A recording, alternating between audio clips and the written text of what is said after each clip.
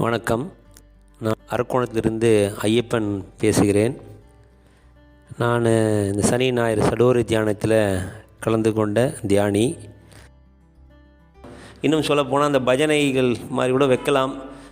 நம்ம அதுவும் செஞ்சால் கொஞ்சம் நல்லா இருக்கும். இந்த ராமநாம சங்கீர்த்தனெலாம் பண்ணுறாங்க, அது ஒரு அரை மணி நேரம் ராமகிருஷ்ணா பண்ணி பஜனை பண்ணுறது கூட நல்ல விஷயங்கள் தான்.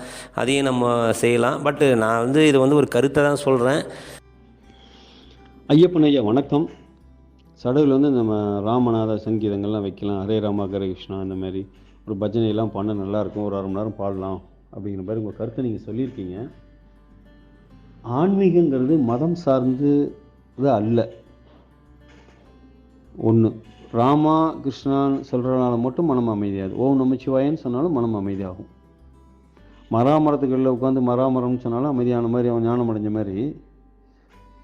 ஸோ அலைவரிசைகள் குன்றின பீட்டா அலைகள் எழுப்பக்கூடிய எந்த ஒரு சொற்றொடர்கள் நம்ம உபயோகப்படுத்தினாலும் நம்ம மனம் அமைதி அடையும். இப்போ அங்கே வரவங்க எல்லா மதம், எல்லா ஜாதி, எல்லாம் இனத்தை சார்ந்தவங்களும் வராங்க. ராமா கிருஷ்ணன் நம்ம சொல்லும் போது அது குறிப்பிட்ட மதம் சார்ந்த ஒரு இனம் சார்ந்த ஒரு இதாக போயிடுது. ராமா கிருஷ்ணனா வைணவம் சார்ந்து போயிடுது. இந்து மதம்னு சொல்கிறாங்க. இவங்க தான் சொல்லுவோம், சிவனை கும்பிட்ற சைவ மதத்தவங்க கூட அதை சொல்கிறதுக்கு இந்து மதத்திலே ஒத்துக்க மாட்டாங்க. சிவனடியார்கள் வராங்க. ஒவ்வொரு சடவுலையும் பார்க்குறீங்க, அத்தனை ருத்ராஜத்தை மாலை கழுத்தில் போட்டு அத்தனை சிவனடியார்கள் வராங்க.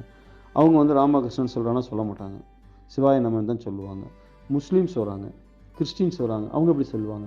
நல்ல விஷயந்தான், இல்லைன்னு சொல்ல, நல்ல விஷயம் அவங்க எப்படி ஏற்றுக்குவோம்? ஒரு பழக்கத்துக்கு ஒரு இதுக்கு ஆட்பட்டுருக்காங்க. அப்போ நீங்கள் ராமகிருஷ்ணன் சொல்லுங்கள், நான் வேண்டான்னு சொல்ல, நீங்கள் கொஞ்சம் குரானுக்கு ஒரு 10 நிமிஷம் கொடுங்க, குரானும் பாடட்டும் அப்படிம்பா. அப்படி ஒவ்வொருத்தரும் ஒன்று சொல்ல ஆரம்பித்தா அது தியானம் நடக்கிற இடமா இருக்குமா, எதுவாக இருக்கும்? நான் குறை சொல்லலை. அது மனம் ஒரு தாரணை நடக்கும், மனம் ஒருமைப்படும், அது பண்ணலாம் தான். பட் அது எங்கே பண்ணணும்னா கோயிலில் பண்ணணும். இந்து மதம் சார்ந்த ஒரு அமைப்பில் ஒரு கோயிலில் பஜன் பாடுவாங்க. அப்போ பஜன் பாடுறாங்கன்னா சாய்பாபா வரும். சாய்பாபாவில் அவன் அந்த பஜன் பாட முடியும். சாய்பாபா கோயிலில் சாய்பாபா பஜன் பாடுறாங்க, சிவன் கோயிலில் சிவன் பஜன் பாடுறாங்க, ராமர் கோயிலில் ராமர் பஜன் பாடுறாங்க, பெருமாள் கோயிலில் கிருஷ்ணன் பஜன் பாடுறாங்க. அது அங்கங்கே பாட வேண்டிய விஷயம். இதெல்லாம் தாண்டின விஷயம் தியானம், மனமற்ற தன்மைக்கு போகிறது. இதெல்லாம் மனதுக்கு தீனி. ராமாங்கிறதோ கிருஷ்ணாங்கிறதோ அல்லது எந்த ஒரு இதை நான் ஓம் நிமிஷம் எல்லாமே மனதுக்கான தீனி. அது மனமற்ற தன்மையை கொண்டு போகாது. அதுலேயே மாட்டிக்கிட்டு முழிப்போம். நம்ம அதை விட்டு எங்கேயும் போக மாட்டோம்.